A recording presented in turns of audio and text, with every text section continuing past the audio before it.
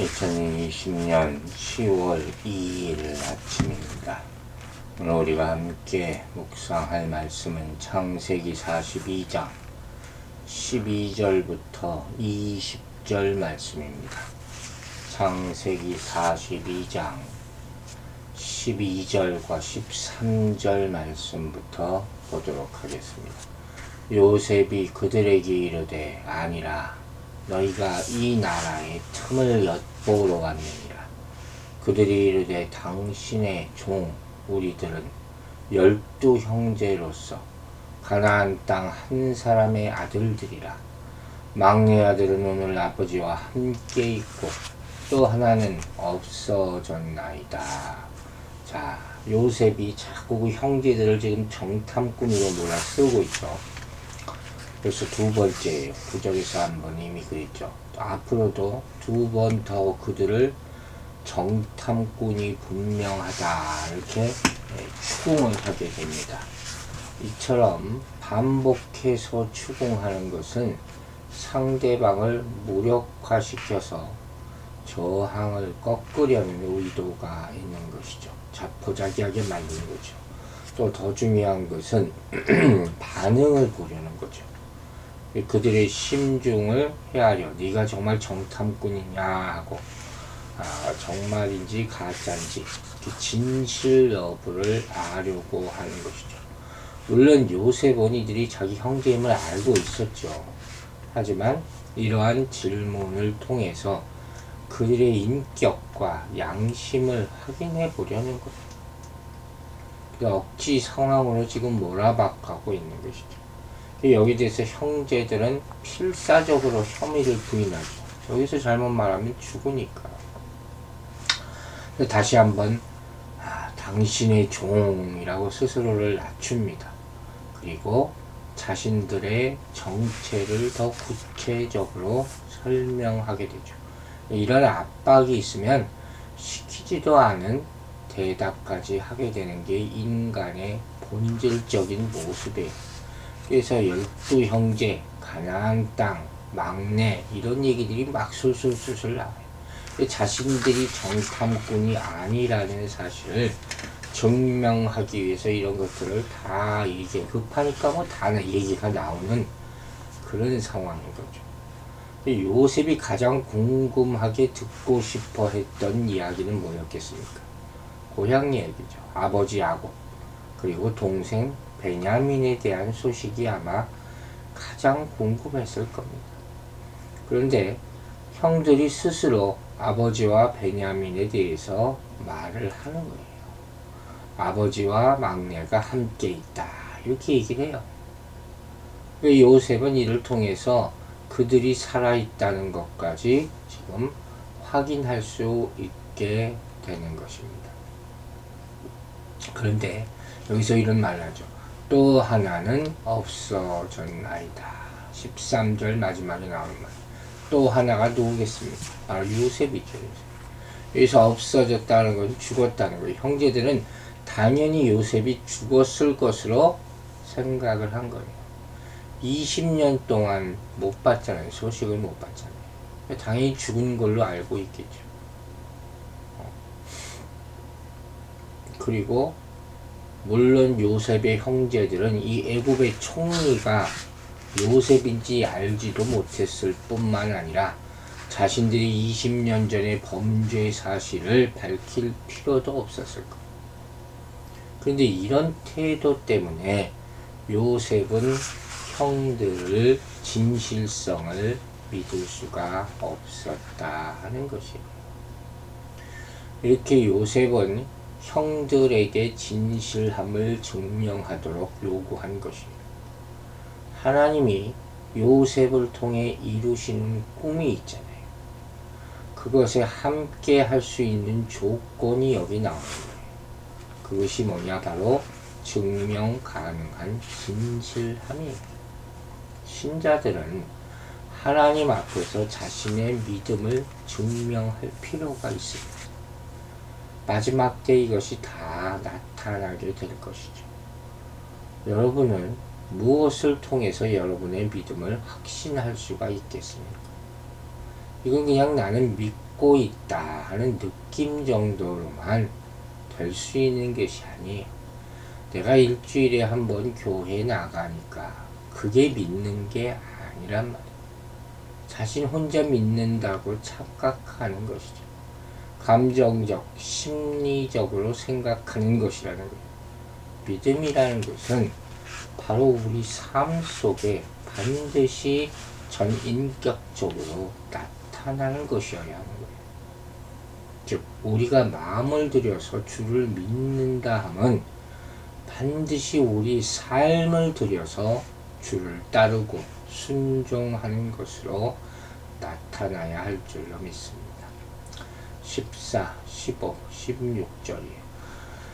요셉이 그들에게 이르되 내가 너희에게 이르기를 너희는 정탐꾼들이라 한 말이 이것이니라. 너희는 이같이 하여 너희 진실함을 증명할 것이라. 여기 나오죠. 바로의 생명으로 맹세하노니 너희 막내 아우가 여기 오지 아니하면 너희가 여기서 나가지 못하리라. 너희 중 하나를 보내어 너희 아우를 데려오게 하고 너희는 갇히어 있으니 내가 너희의 말을 시험하여 너희 중에 진실이 있는지 보리라. 바로의 생명으로 맹세하노니 그리하지 아니하면 너희는 과연 정탐꾼이니라 하고. 자, 요셉이 이제 진실에 대한 얘기를 계속하고 있죠. 형들을 아직도 믿지 못하는 것이에요. 그래서 얘기합니다. 그들의 말이 사실이라면 막내 아우를 데려와서 증명해봐라. 얼떨결에 그들은 가족사를 다 얘기하잖아요. 그러면 한번 데려와 봐라. 요셉이 의도한 대로 지금 스토리가 전개되고 있는 거죠. 그들 가운데 한 명이 가서 데려오고 나머지는 그때까지 갇혀 있으라. 그렇게 하지 않으면 정탐꾼으로 다 인정하겠다. 요셉은 처음부터 이것을 염두에 두고서 아버지와 아우에 대해서 물어본 거죠. 자신의 발언만으로는 형들의 변화 여부를 확인할 수가 없잖아요. 동생 베냐민을 정말로 데려올 수 있을까? 그를 대하는 태도를 보고 그것을 확인하겠다는 것이죠. 말합니다. 너희 막내 아우가 여기 오지 아니하면 그들을 석방하는 조건으로 베냐민을 데려오라고 지금 한 것이죠. 베냐민에 대한 정보를 또 얻으려는 그런 조처죠. 그러나 이러한 조건들은 형들의 입장을 더욱더 난처하고 급하게 만드는 것. 그래서 전날 요셉에게 당했던 자신들의 행동을 기억하고 회개하는 그런 계기가 됐을 겁니다. 이것은 결코 요셉이 개인적인 보복 감정으로 취한 행동은 아니라고 할 수 있습니다. 그랬다면 벌써 죽였겠죠. 또한 여기서 감정을 억제하는 그런 요셉의 지도자적인 면모 또한 볼 수가 있는 거예요. 근데 여기서 요셉이 한 말 중에 한 가지 주목할 게 있어요. 바로 바로의 생명으로 맹세하노니 라는 표현을 반복해서 씁니다. 이렇게 한 이유는 뭐겠습니까? 형들이 요셉의 명령에 거역할 수 없도록 아주 단호하게 못을 박는 것이죠. 만약에 거역하면 살아남을 수 없다. 그들이 겁을 주고 자신의 말을 들을 수밖에 없게 만드는 거예요. 이 표현은 사무엘하 15장 21절에 나오는 내 주 왕의 살아계심으로 맹세하옵나니 하는 그런 표현이 떠올려지게 하는 말씀입니다. 아주 엄중한 왕의 권위를 이름을 가지고 맹세하라. 그의 말을 거역하면 반드시 죽임을 당할 것이다. 지금까지는 아주 철저한 애굽인으로 지금 요셉이 행세하고 있는 것을 보게 되는 거예요. 자, 17절 보겠습니다. 그들을 다 함께 3일을 가두었더라. 요셉의 형들 모두 3일 동안 가둡니다. 3일 동안 가뒀다는 것은 두 가지 의미가 있죠. 하나는 요셉이 형들에게 충분히 생각할 시간을 준 거죠. 누가 대표로 가서 아버지 야곱을 설득하고 베냐민을 데려올 것인가? 그 시간을 쉽게 결정할 수가 없었겠죠. 나중에 그들은 베냐민을 데리고 가는 것에 대해 아버지의 허락을 쉽게 얻어내지 못합니다. 즉 그들이 3일 동안 어떤 결정을 내렸는지는 우리는 확실히 알 수 없죠. 아마 어떤 결론도 내리지 못했을지도 모릅니다. 왜냐하면 요셉이 새로운 제안을 하기 때문이에요. 여기 요셉이 형들을 3일 동안 가둔 것의 두 번째 의미는 자신의 감옥 생활에 대한 보호 차원이었을 수 있습니다.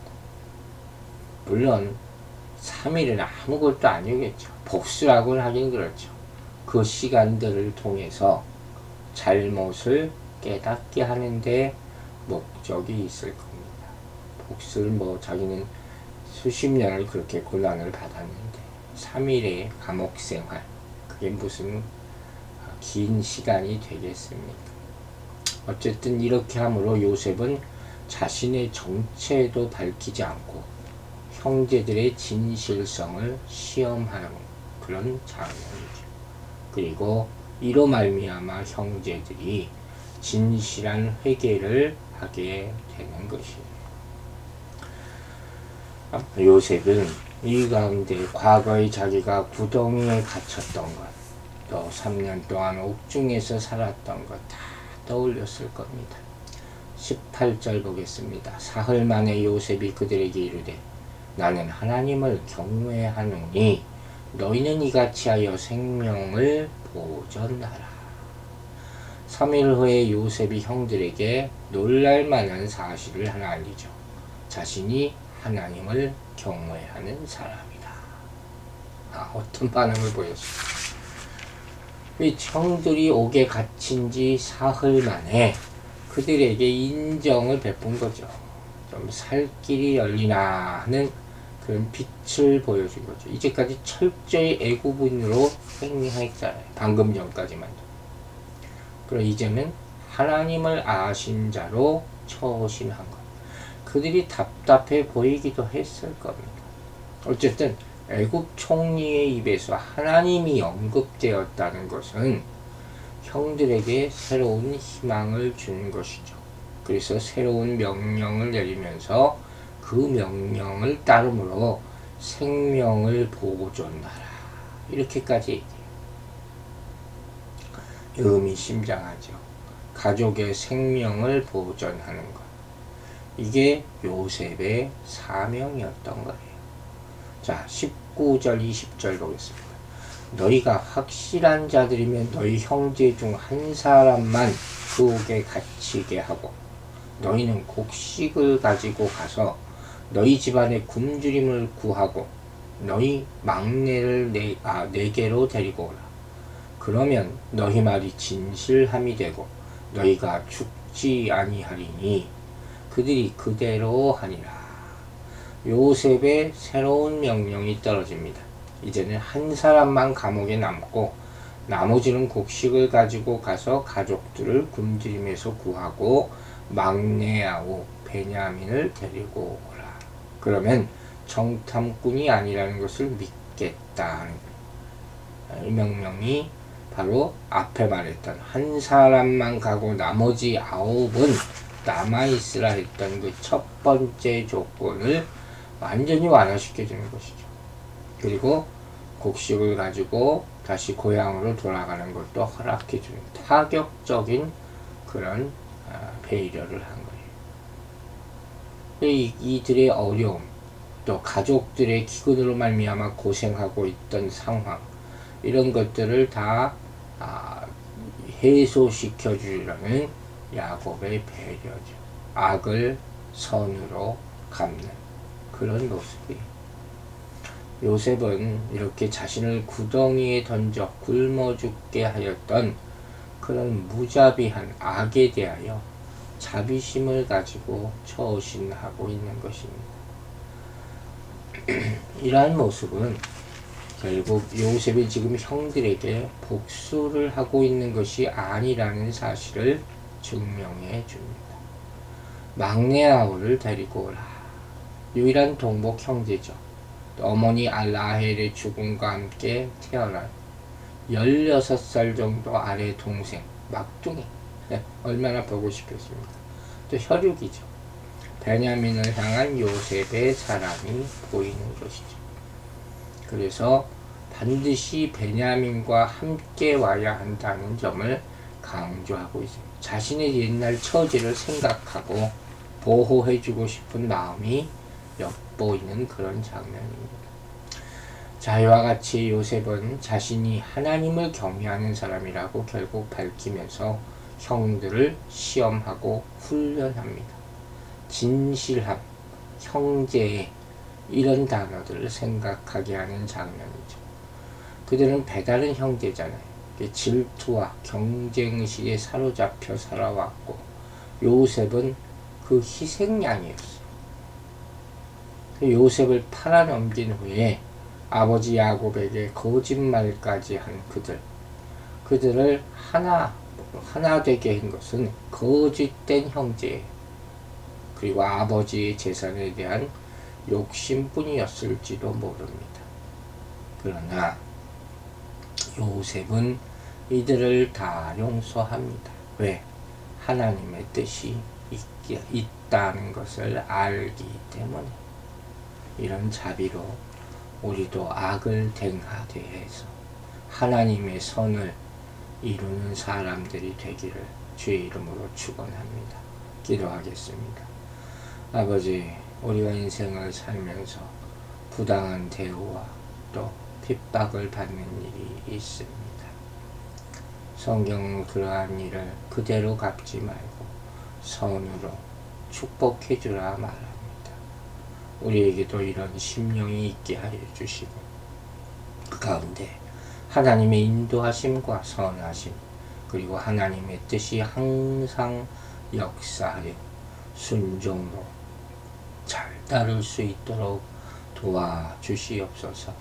오늘 하루도 우리 성도들 주의 품 안에 거하면서 선한 일을 많이 베풀게 그 마음을 주님께서 주관하여 주시옵소서. 악을 선으로 바꾸시는 주님을 찬양하며 예수 그리스도의 이름으로 기도했습니다. 아멘.